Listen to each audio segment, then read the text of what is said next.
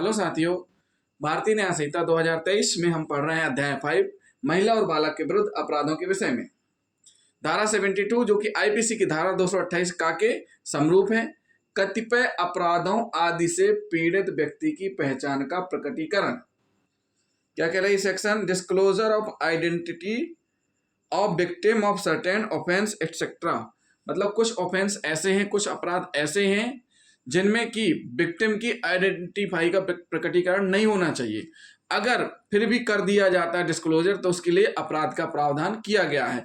तो ऐसे कौन कौन से अपराध हैं जिनके विक्टिम की आइडेंटिटी डिस्क्लोज नहीं होनी चाहिए, वो हम आपको बताएंगे। तो पहला पॉइंट है 72 का भाग 1। 72 का भाग 1 क्या है?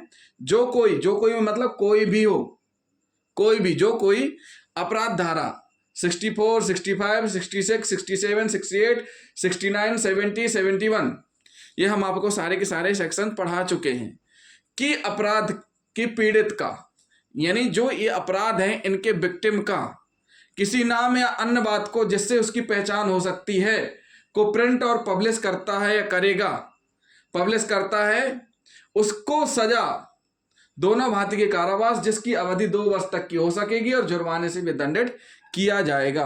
क्या है इसमें बता रहे हैं कि जुर्माने से भी दंडित किया जाएगा।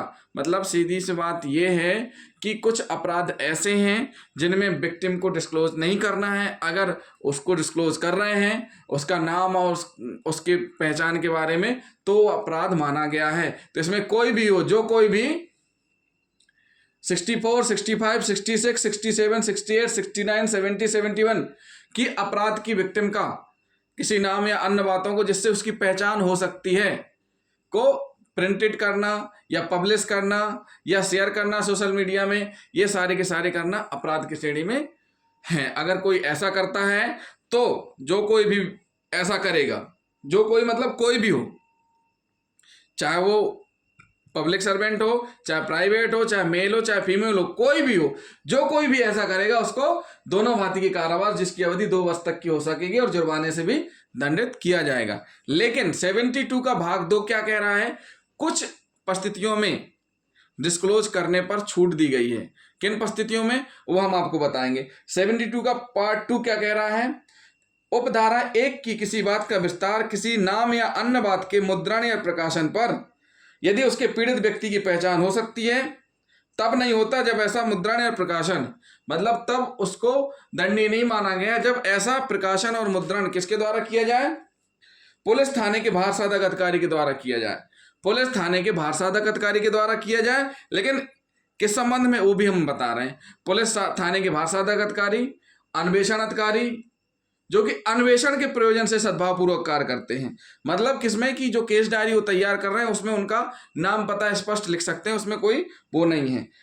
क्या बोला गया है? पुलिस थाने के भार साधक अधिकारी के या ऐसे अपराध का अन्वेषण करने वाले पुलिस अधिकारी के जो ऐसे अन्वेषण के प्रयोजन के लिए सद्भावपूर्वक कार्य करता है। कौन? जो भी पुलिस अधिकारी जो इन्वेस्टिगेशन के लिए सद्भावपूर्वक कार्य कर रहा है उसके द्वारा लिखित आदेश के अधीन दिया गया हो। मतलब जो भी पुलिस अधिकारी इन्वेस्टिगेशन कर रहा है और सद्भावपूर्वक कार्य कर रहा है, किसके लिए? अन्वेषण के प्रयोजन के लिए, तो उसके लिखित आदेश के अधीन किया जाता है। किसके द्वारा? उसके लिखित आदेश के अधीन किया जाता है। फिर है इसका बी पॉइंट, ये तो हो गया का पॉइंट। बी पॉइंट क्या कह रहा है? पीड़ित व्यक्ति द्वारा या उसके लिखित प्राधिकार से किया जाता है। स्वयं पीड़ित व्यक्ति या उसके द्वारा कोई अथॉरिटी है जो उसकी कस्टडी रखती है, उसके द्वारा अगर किया जाता है तो भी अपराध नहीं माना गया है। तीसरे पॉइंट, जहां पीड़ित व्यक्ति की मृत्यु हो चुकी है और वह बालक या विकृचित है, वहां पीड़ित व्यक्ति के निकट संबंधी द्वारा या उसके लिखित प्राधिकार से किया जाता है। निकट संबंधी या उसके लिखित प्राधिकार से किया जाता है, उस स्थिति में भी दंडनीय नहीं माना गया है। परंतु निकट संबंधी द्वारा कोई भी ऐसा प्राधिकार किसी मान्यता प्राप्त कल्याण संस्था या संगठन के अध्यक्ष या सचिव, चाहे उसका जो भी नाम हो, भिन्न किसी अन्य व्यक्ति को नहीं दिया जाएगा।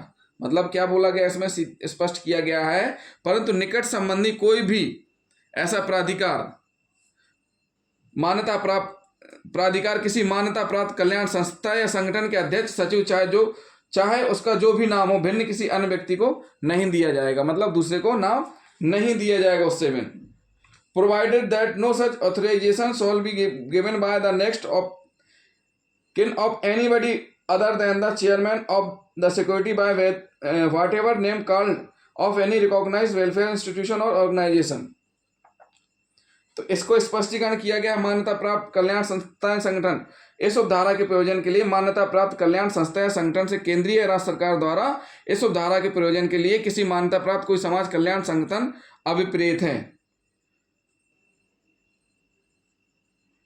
तो साथियों ये क्या हुआ, धारा 72 का पार्ट 2, जिसमें स्पष्ट किया गया है कि किन किन परिस्थितियों में अगर ओपन हो रहा है तो उसको नहीं माना गया है। अगर पुलिस अधिकारी जो कि विवेचना इन्वेस्टिगेशन कर रहा है उसके सद्भावपूर्वक, दूसरी चीज पीड़िता दो व्यक्ति द्वारा लिखित प्राधिकार से, तीसरे व्यक्ति जहां पीड़ित व्यक्ति की मृत्यु हो चुकी है या पीड़ित व्यक्ति की डेथ हो चुकी है या बालक के विकृत चित्त है, वहां पीड़ित व्यक्ति के निकट संबंधी द्वारा या उसके लिखित प्राधिकार से किया जाएगा। किसके लिखित? पीड़ित के लिखित प्राधिकार से, लिखित अथॉरिटी से की जाएगी।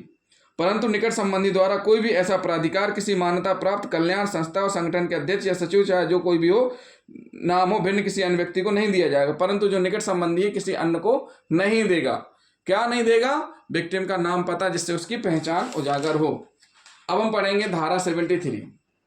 धारा 73 क्या कह रही है? अनुज्ञा के बिना न्यायालय की कार्रवाई से संबंधित किसी मामले का मुद्रण करेगा या प्रकाशन करेगा।